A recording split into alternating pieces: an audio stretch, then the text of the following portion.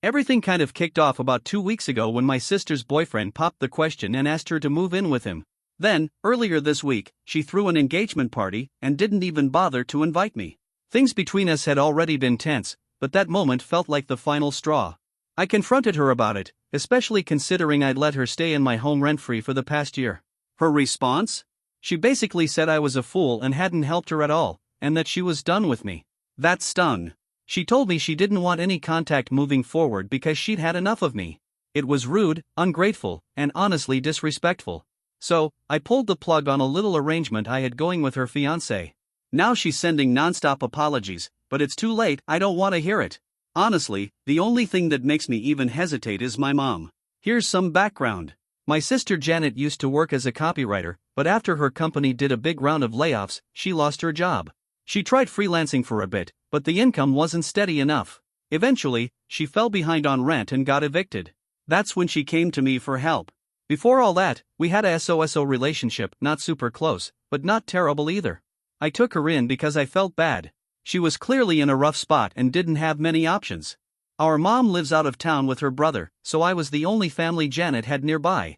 For a whole year, I let her live in my house without asking her for a single penny. My husband and I make enough to cover everything, so it wasn't a huge deal financially. And it wasn't just about rent. She didn't do chores, didn't contribute in any way.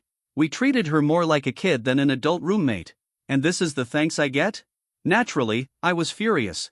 Over the past few months, I could tell she was feeling better. She started hanging out with friends again, going out more. But even though her mood was clearly improving, she still refused to get a job. She either dipped into what was left of her savings or used the money our mom sent her every now and then. She kept saying she was waiting for something worth her time. I thought that was pretty odd for someone in her mid-20s. It started bothering me more and more.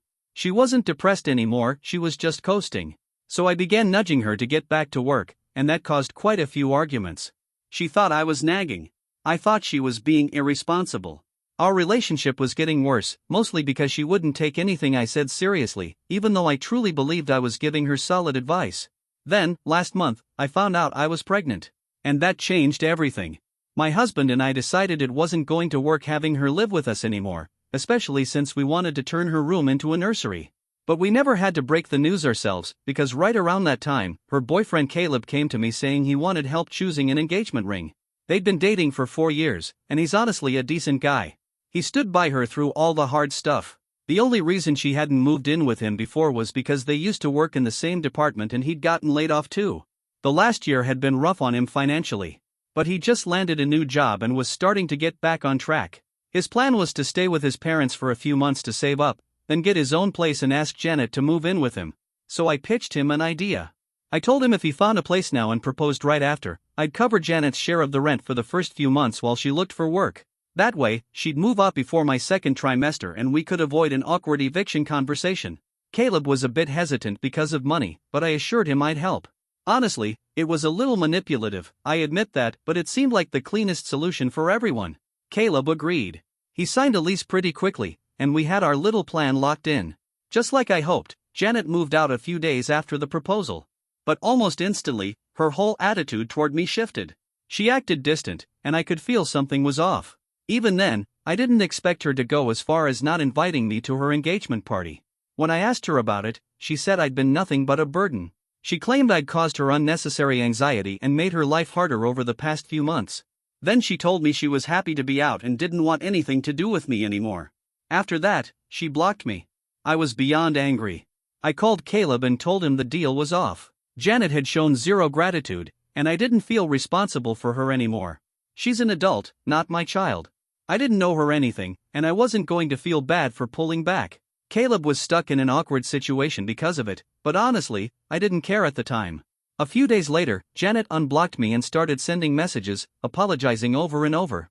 Then yesterday, my mom called and basically scolded me. She said I was being weird and that manipulating Caleb and Janet just to get her out of the house was unnecessary and a little cruel.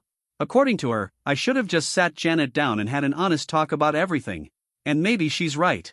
I don't think she's completely wrong. But from my side, Janet had been impossible to talk to for months. I knew any conversation about her leaving wouldn't go over well unless she already had somewhere else to go. I didn't want that stress on top of my pregnancy. Mom also said I dragged Caleb into this mess for no reason, even though he was totally innocent. That part does make me feel guilty. He didn't deserve to be in the middle of this, and it's kind of humiliating now that our whole family knows. So I've been thinking about it a lot. I'm starting to feel like maybe I shouldn't have pulled out of the deal. Doing that now would make me look like a huge jerk. But at the same time, I just can't bring myself to help Janet anymore, not after everything she said. She called me a fool, after all I did for her. Now I'm stuck. I honestly don't know what the right move is here. So, tell me straight, AITA for backing out of the deal? And I guess that's how I ended up creating a pretty uncomfortable situation for both my sister and her fiancé. Update 1. First, thank you to everyone who commented on my post. After sitting with everything for a while, I came to the conclusion that the only person I truly owe an explanation to is Caleb. Out of everyone involved, he's the one who followed through on everything I asked, simply because he trusted me. I didn't want to leave him hanging or put him in a worse situation just because I was upset. So, I reached out and told him I'd still help cover Janet's portion of the rent, but only temporarily. The moment she lands a job, I expect every penny back. This is my final favor for her. After this, I want nothing to do with her. Everything I discussed was directly with Caleb. I kept Janet out of it because I didn't want him caught in the middle of more drama. Caleb is a decent person, and I really didn't think it would be fair to punish him for something he had no part in. When I called, he sounded genuinely relieved. He said he completely understood why I was angry, but he was grateful I hadn't gone back on my word. Apparently, it would have really put him in a financial bind. He also encouraged me to try and work things out with Janet, but that's a hard no for me. I don't want to reconnect with her. Not now.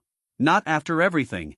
Even my mom tried to defend Janet, saying I should have just told her the truth, that I was pregnant and needed her to move out. Sure, maybe that would have been the mature route.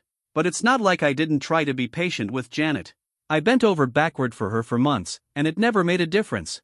And let's not forget, my mom made things worse by sending Janet money every month, even after I told her it was keeping her from getting back on her feet. She ignored me completely. So yeah, maybe I am the fool in all of this. Because honestly, I feel like I've been used by both of them. Janet stayed in my house rent-free, contributed nothing, and treated me like an obstacle. And my mom?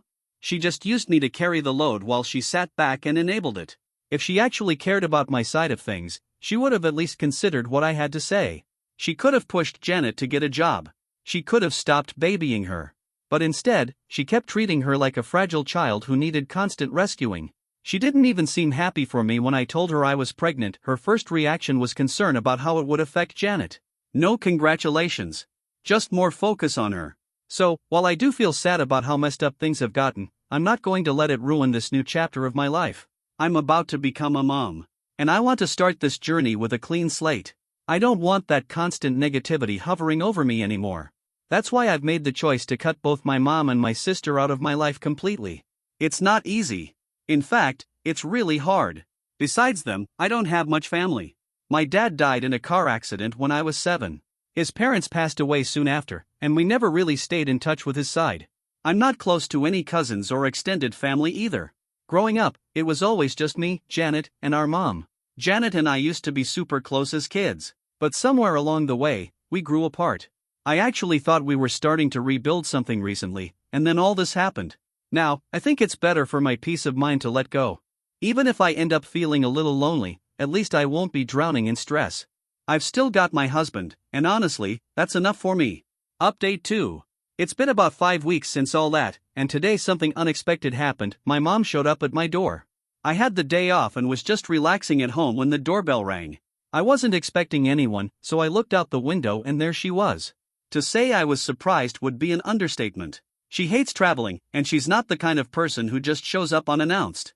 The last time she came to town was for Janet's engagement party, and even then, she flew back first thing the next morning. We hadn't even seen each other that time.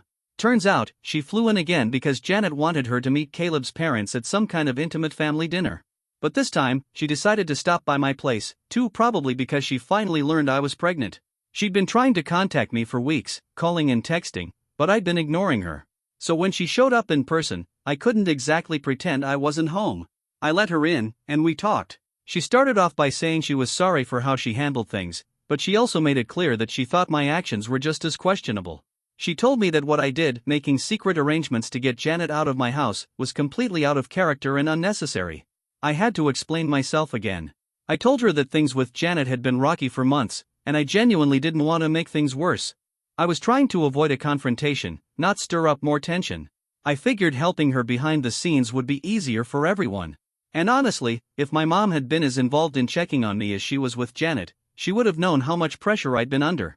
But she didn't. She had no idea what I was dealing with. I also admitted, again, that she had a point. I probably should have just told Janet I was pregnant and needed her to move out. Even if she didn't take it well, I should have taken the risk instead of bending over backward to avoid drama and making sneaky arrangements like some kind of fool.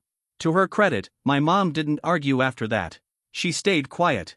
Then she changed the subject to the pregnancy, and we talked about that for a bit. But honestly, I wasn't in the mood to get into it. I was polite, but distant. Eventually, she said she understood that I was still upset and that I had every right to be. But she reminded me that she is going to be this baby's grandmother, and she really wanted us to go back to how things used to be. She asked me to stop ignoring her, to let her check in on me and the pregnancy. I told her I'd think about it. Right now, I just need space. And that was it. She left. I don't know how to feel about the visit. It cleared the air a little, but I'm still not sure I'm ready to fully let her back in. She'll probably keep texting and calling again. Maybe I'll respond. Maybe I won't. But at least I'm not as angry as I was before. Update 3. So, things have slightly improved, I guess. It's been about 3 weeks since my last update, and my mom's been consistently reaching out. I've been responding when I feel like it, answering a call here and there, replying to some texts. Not always. Actually, not most of the time. But hey, at least I'm not completely shutting her out anymore like I was. I'm still not thrilled about how things turned out with my family, so I'm just moving at my own pace. If my mom really wants to stay connected and be part of her grandchild's life, she's going to have to be patient at least until the next grandkid rolls around. You get the idea. Things with my mom have softened a bit. As for my sister, not much has changed. Emotionally, we're still on opposite ends of the planet. We haven't talked since that last time Caleb and I spoke. But Caleb did let me know that Janet finally got a job, and in a few weeks, she'll start paying me back. Honestly, I was just about ready to write that money off, so hearing that gave me a little hope. I have no clue why it took her this long to get it together, but whatever, she's doing it now, and that's what matters. At this point, I'm just glad to be done with the mess. The only thing I'm focusing on right now is my pregnancy. It's going well overall, though the morning sickness hit me like a truck. That part hasn't been fun. But otherwise, I'm excited.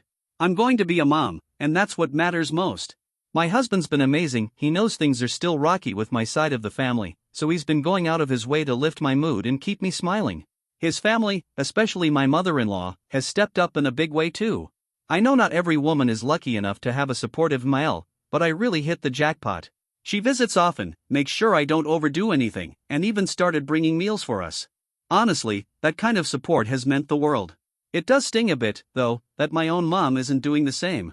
Aside from trying to stay in contact, she hasn't made much of an effort to be there for me. But then again, that's just who she's always been. If Janet were the one pregnant right now, I guarantee my mom would have packed a bag and moved in with her already. I'm just thankful I'm not Janet. I don't think I could have handled someone invading my space like that. Update 4. 2 weeks later, something unexpected happened. Janet actually sent me money. She got her first paycheck and messaged me to say she wanted to start paying me back for everything I did for her last year. She also said she was sorry for how she acted and hoped we could be friends again someday. Reading that hit me weird. Emotional. I didn't know how to respond at first. But I thanked her and told her I hoped the same. There's still a good chunk of money left to be paid back, but that's okay. What I don't want are emotional messages like that again. They bring up too many feelings I'm trying to move past. Right now, I just want to focus on being happy and present. I don't want to dwell on the past. Speaking of that, my mom called me again this week and asked how I'd feel about her visiting every other weekend. She said she could take a bus instead of flying since that would be cheaper for her, and it's only a 6-hour ride. I thought about it seriously. But then I told her no. It's not just the travel. I know how uncomfortable buses are for her. She's got back and knee issues, and even short trips wear her down. And honestly, now that I'm pregnant, I know she wouldn't stay in a hotel like she usually does. She'd want to stay at my place, and I'm just not willing to give up my space right now. Both my husband and I are juggling work and trying to squeeze in time for each other on weekends. The last thing I want is to sacrifice that limited time for something I'm not ready for. So, I offered a compromise. I told her she could visit on the last weekend of every month. It would mean less travel for her and fewer disruptions for us, but she'd still get to be involved. She agreed. And honestly, it felt like a fair deal. Even my mother-in-law thought it was a good move. She said family's important and that if I wanted to give my mom another chance, that was healthy too, as long as it made me feel good. Deep down, I think everyone could tell that I did miss having a better relationship with my family, even if I tried to act like I didn't care. Of course, what happened between us was wrong. I had every right to be hurt. But if my mom's trying and I want to try too, then maybe that's a good thing. As for Janet, we're still keeping our distance, but she seems to be doing well, and so am I. Right now, all the petty stuff doesn't matter anymore. I've got bigger things to focus on. This baby comes first. And honestly, if I'm happy, then the baby's happy, or at least that's what people keep telling me. Ha! Update 5. It's been a few months since my last update, and I've been quiet here because, well, I've been very busy. I had my baby, my daughter, about 3 weeks ago. And she is pure joy. A tiny little miracle that somehow managed to bring everyone together. My mom ended up sticking with the arrangement we made. She started visiting on the last weekend of each month, just like we agreed. But as my due date got closer, she stayed with me for a few days, and surprisingly, it went really well. She opened up to me. Genuinely. She really apologized, for everything. She said she realized she hadn't been the best mom to me and wanted to make up for it. Not just for her grandchild's sake, but because it was the right thing to do. She admitted she had been showing favoritism toward Janet and hadn't realized how unfair that was to me. She apologized for that too. And I forgave her. It felt like enough time had passed. We both want to rebuild things now, and I think we're on the right path. Janet had already been steadily repaying me. Last month, she made her final payment. She didn't send any emotional messages during the process, which I was grateful for. But after the last transfer, she messaged me saying she really wanted to talk and apologize. So, I invited her over. And when she got here, she just broke down. She told me she had been in a dark place mentally and knew she'd acted out. She admitted she'd been selfish, ungrateful, and that I didn't deserve any of the treatment I got. She said she was glad I gave her a chance to talk. Now, we're trying to rebuild things too. Janet's been visiting often since my daughter was born, and surprisingly, my little girl seems to adore her Aunt Janet.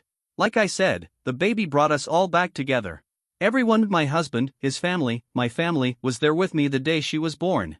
I'll never forget that moment in the delivery room, surrounded by all these people who had once been so disconnected but were suddenly united for the same reason. That day will always be the most special day of my life.